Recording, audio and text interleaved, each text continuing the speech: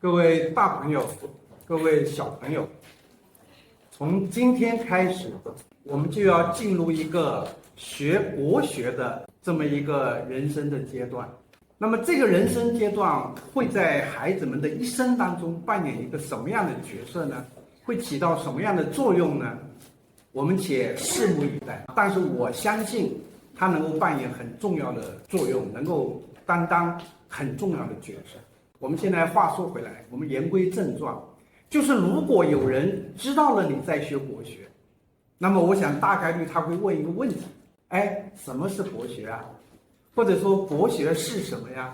你们准备怎么回答呢？我想问一个小朋友，一个大朋友，好吧？这个哪一个小朋友愿意回答什么是国学？在你的心中，国学是什么？哪一个小朋友愿意回答？举手来。就你怎么想的？国学是什么？有没有小朋友愿意回答？没有，我点名了哈。还有没有哪位同学愿意回答一些道理？回答特别好。国家从历史当中传承下来的一些学问和道理，很好。哪位大朋友可以回答这个问题？说你们是怎么认识这个问题的？哪位大朋友回答的特别好？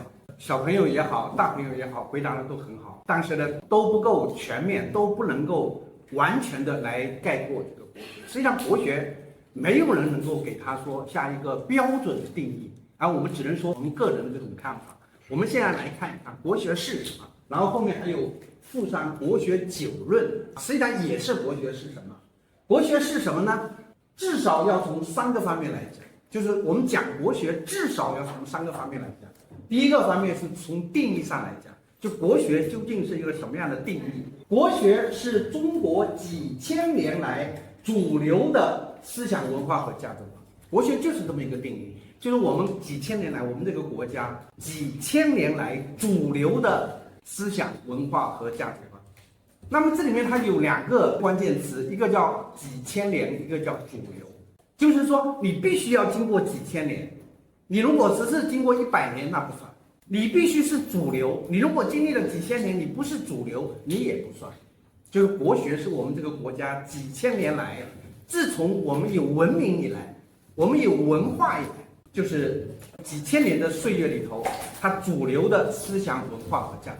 或者说国学是一个学术体系，它本身是一个学术体系，一个关于中国几千年来主流的思想文化和价值观的学术体系。国学本身是一个学术体系，这个学术体系研究的对象就是什么呢？就是几千年来中国主流的思想文化和价值观。那么我们可以这么说，如果你不具有这一套思想文化和价值观，你就不算真正的中国人。大家明白吗？这个话说起来好像很重，但实际上确实是这么回事。如果说你作为一个中国人，你不具有这一套的思想文化和价值观，你实际上不是真正的中国人，你只是脸长得像中国人而已。所以说国学是你作为中国人必须具备的条件。你作为一个中国人，你必须懂国学。你如果不懂国学，你就很难说你是一个从精神到肉体上你都是一个中国人。再来是你的硬件必须安装的软件。我们的躯壳好比是一个计算机的一个硬件，那么国学就是你这个硬件必须要安装的软件。大家听明白了没有？国学是什么呢？是几千年来主流的思想文化和价值观。就是国学，如果你是一个硬件，你这个身体，你这个躯壳，这个身体是一个硬件的话，那么它就是一个软件。装上这个软件，你就是一个真正的中国人。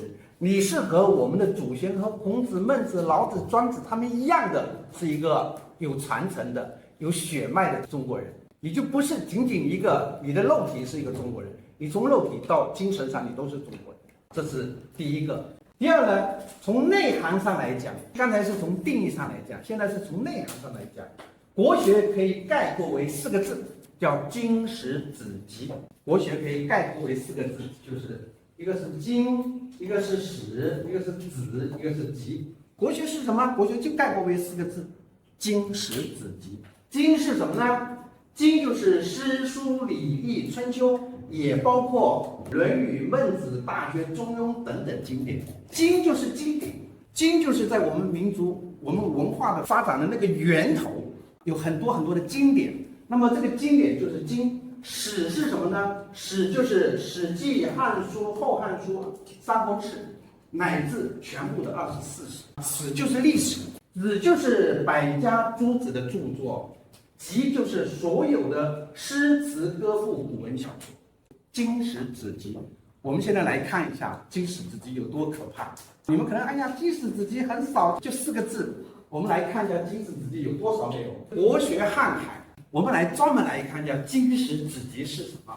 你看经部13经，首先是经部的一个部分，13经也是经部的最主要的部分。13经它有《周易》《尚书》《诗经》《礼记》《春秋左传》《春秋公羊传》等等等等，这个是经部的13经。然后经部的13经注疏，这都是经。什么叫13经注疏啊？就是对于13经进行注解的这个书都是经。然后呢，其他这个都是《韩诗外传》《春秋繁露》《大代礼记》等等等等，这都是经。就是如果我们要把经都读完，这一辈子是不可能。经我们一辈子都读不完。然后再来看史，史是正史，正史包括《史记》《汉书》《后汉书》《三国志》，是吧？这个叫前世史。然后后面裴注《三国志》《晋书》《宋书》《南齐书》等等等等，很多很多，这是正史。然后别杂史，然后呢，史部地理也属于史部，《山海经》啊，什么《水经注》啊，这都属于经史子集的史。然后史部的目录，你看这么多，我们先浏览一遍我们以后再来细讲。子部都有哪些呢？公孙龙子、韩非子、淮南子、列子、墨子、荀子、文子等等，这都是属于子部。诸子百家的著作都属于子部，儒家的子部，道家的子部，释家也属于国学，全约1000部，子有1000多部。然后道家、释家、兵家，什么叫兵家啊？就是研究打仗的，是吧？孙子兵法之类的。科技也有子部，医学、美学、书法、绘画、艺术类、杂家，这个都属于子部。集部，经史子集，集就是所有的诗文歌赋，唐诗300首、宋诗300首等等，都属于这个集。包括小说，包括《红楼梦》、这个《西游记》这些小说，这就是集。所以我们的经史子集就浩如烟海，非常的庞大。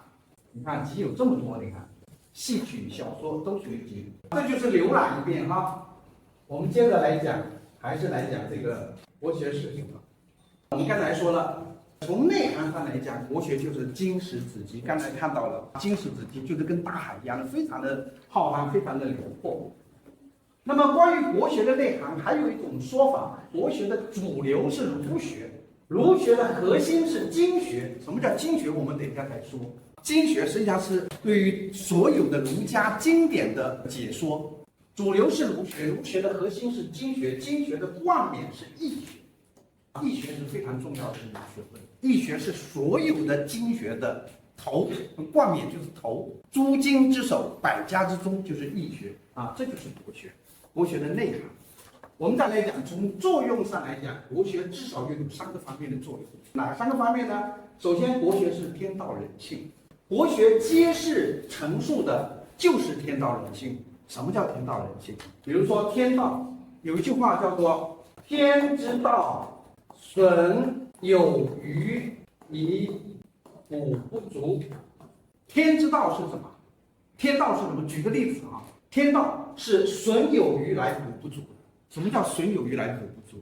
人之道正好相反，人之道是什么？人之道是损不足以益有余。也就是说，天道是什么？天道是劫富济贫。你富有了，你太富有了，他就让你穷一点。那人道呢？人道是劫贫济富。所以说，国学研究的就是天道，研究的就是最合理的那个东西，就叫天道。人性是什么？天道人性，人性是我们常常说一句话叫做“己所不欲，勿施于人”。大家知道这句话什么意思吧？“己所不欲，勿施于人”，就是从人性的角度，儒家从人性的角度提出来的一个主张。什么叫“己所不欲，勿施于人”？是不是说我自己不想抽烟，我也不让别人抽烟；我自己不喝酒，我也不喜欢别人喝酒？是不是这个意思？不是。他说的是什么呢？他说的是我自己不想被压迫、被奴役、被欺凌、被盘剥，那么我也不去压迫、欺凌、盘剥、奴役别人。能不能明白，孩子们？己所不欲，勿施于人，就是什么呢？儒家从人性的角度提出来的一个非常非常好的一个主张。我们都做到了吗？己所不欲，勿施于人，我们都做到了吗？没有做到。就儒家提出来的这个主张，我们能够做到，我们就是一个君子。我们很多人还做不到，都是基于人性才能够有这样的一个主张。所以说，我们说国学就是天道人性。那么古人说圣人都是抄书客，古人有这么一种说法，说圣人都是抄书客，说老子、孔子这些圣人啊都是抄书的，他们不是写书的，他们是抄书的。为什么呢？他们抄的就是天道人性，因为天道人性啊本来就存在在那里，就跟居里夫人发明了一个什么化学元素，其实那个元素本来就在那里，只不过居里夫人发现了它。天道人性也是本来就存在在宇宙天地当中，被他们发现了。天道人性早就存在，被圣人们发现了，把它抄了回来，于是才有了《论语》《道德经》等等这些书。就是《论语》也好，《道德经》也好，它讲的阐发的就是天道人性。只不过这个天道人性啊，是被圣人们发现了，他才把它写出来。它已经早就存在在那边。这就是国学。第一个国学是天道人性，第二个国学是什么呢？是灵性智慧。国学最终赋予我们的就是灵性智慧。我们学国学，我们很期望我们的灵性智慧怎么样得以发挥。其实灵性智慧是人本自具足的。什么叫本自具足？就说这些灵性智慧啊，就跟油田本来就存在在地球上一样的。大家知道吗？油田啊，它本来就在那个地方，灵性智慧本来就在你的内心深处深深的藏着，你没有发现它。那我们怎么样才能够点燃这样一个灵性智慧呢？这个油田挖了一口井，正好对着那个油田，然后上面点一把火，就把那个能量就给点燃了。那么国学就是什么呢？国学它就有一个功效，就是它能够点燃人的灵性智慧，这就是国学的一个非常重要的一个功用。千百年来，国学已经点燃了无数人的灵性智慧。在我们这个民族的历史上，有非常非常多的很了不起的人物。英国的首相丘吉尔，二战时候的英国首相丘吉尔有句话，他说：“为了一个莎士比亚，我们宁可失去印度啊。”莎士比亚知道吗？英国历史上非常有名的一个剧作家。这个丘吉尔的意思是说，我们有一个莎士比亚。这个莎士比亚比印度对英国来说更加重要。孩子们，你们知道吗？在我们国家的历史上，在我们的文化史上，有多少个比莎士比亚牛1000倍的大人物？莎士比亚可能拿一个关汉卿就可以跟他 PK 了。关汉卿在我们的这个文化里面，他是一个很小很小的一个角色。在我们的文化里面，在我们的中国的文明史上，有太多太多的非常了不起的人物。这些人物都是什么呢？他们都是被点燃了灵性智慧的人，啊，都是被文化、被文明所点燃他的灵性智慧，然后他又为文明、为文化又做了很多新的这种贡献。所以说，正是因为有这些被点燃了灵性智慧的人，中华文化才能如此辉煌啊！所以说，我也希望孩子们，希望你们的灵性智慧也能够被这一段的学习点燃，你们也能够是一个被点燃了灵性智慧的人。是一个对于国家、对于民族会有很大的贡献的人，这是国学的第二个作用，叫灵性智慧。第三个，国学是中国人的信仰，这是我非常坚定的相信的一点，就国学是我们中国人的信仰。请大家一定要记住，我们中国人有自己的信仰，绝不是某些人说的中国人什么都信，什么都不信。现在网络上有很多人胡说八道。中国人没有信仰，中国人什么都信，也信道家，也信佛家，也信神仙，也信什么，见什么什么都拜，不是这样。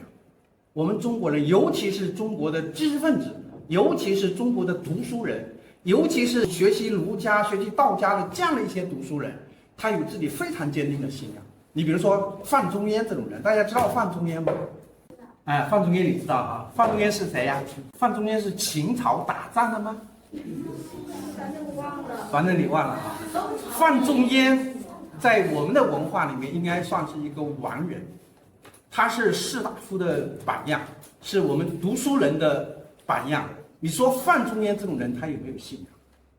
他有非常坚定的信仰。他信仰的是什么？他信仰的就是我们的文化。像苏东坡、范仲淹、欧阳修这样的人，他们的信仰是一样的，就是信仰我们自己的文化，我们这块土地诞生的那种文明、那种文化，它就是国学。中国人的这份信仰，比起任何其他信仰都毫不逊色。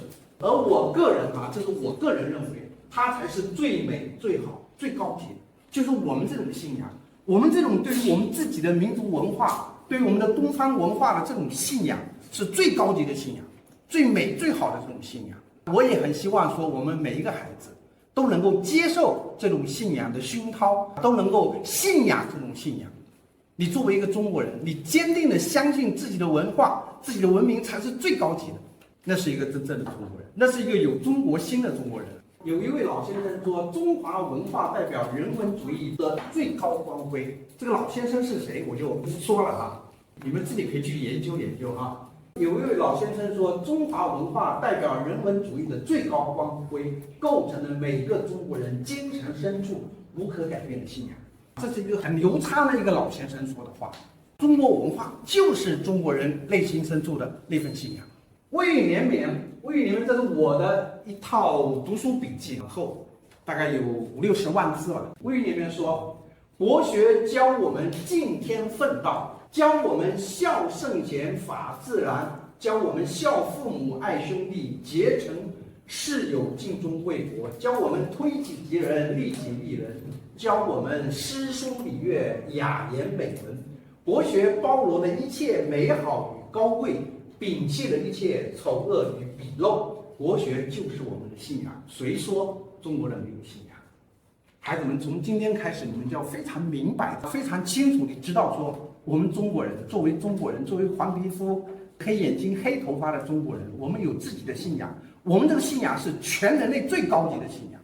这个信仰就是什么？就是我们的文化，就是你们正在学的这个国学。这是前面讲的国学有3个作用。